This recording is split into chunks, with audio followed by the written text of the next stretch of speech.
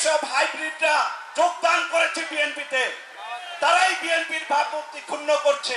বিএনপির বিরুদ্ধে যেন কোনো ষড়যন্ত্র ইনশাল্লাহ জিয়ার সৈনিকরা রুখে দিবে ইনশাল্লাহ। জনাব অ্যাডভোকেট রুহুল করিম রিজভী আহমেদ, উপস্থিত ঢাকা বিভাগ, ঢাকা জেলার সম্মানিত সভাপতি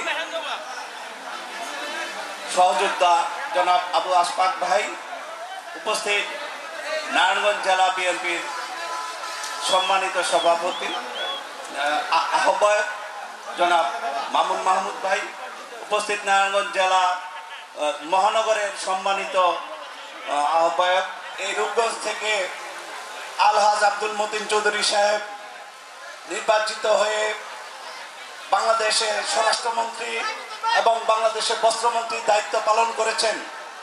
একটি সুষ্ঠু ভোটের মাধ্যমে নির্বাচিত হয়ে ইনশাআল্লাহ আমরা বিএনপির কেন্দ্রীয় নেতৃবৃন্দদের কথা দিতে চাই যে নারায়ণগঞ্জে তথা বাংলাদেশে বিভিন্ন আসনের তুলনায় বিপুল ভোটে আমরা মোস্তাফিজুর রহমান দীপু ভাইকে এমপি হিসেবে জয়যুক্ত করব।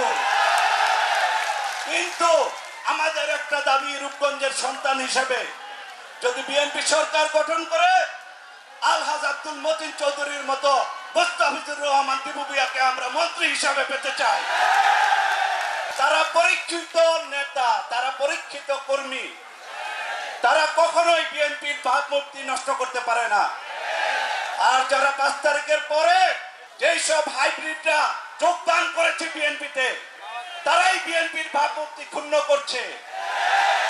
5 তারিখের আগে নেতৃত্বে পেটে কোনো ক্ষুধা নাই।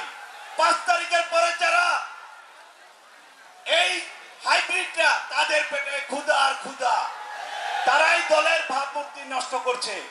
তারা ষড়যন্ত্র করছে দলের বিরুদ্ধে, তারা ষড়যন্ত্র করছে দেশের বিরুদ্ধে। আমরা দেশের মানুষ ষড়যন্ত্রের শিকার হচ্ছি। আপনারা সজাগ থাকবেন, বিএনপির বিরুদ্ধে যেন কোনো ষড়যন্ত্র ইনশাল্লাহ জিয়ার সৈনিকরা রুখে দিবে ইনশাল্লাহ।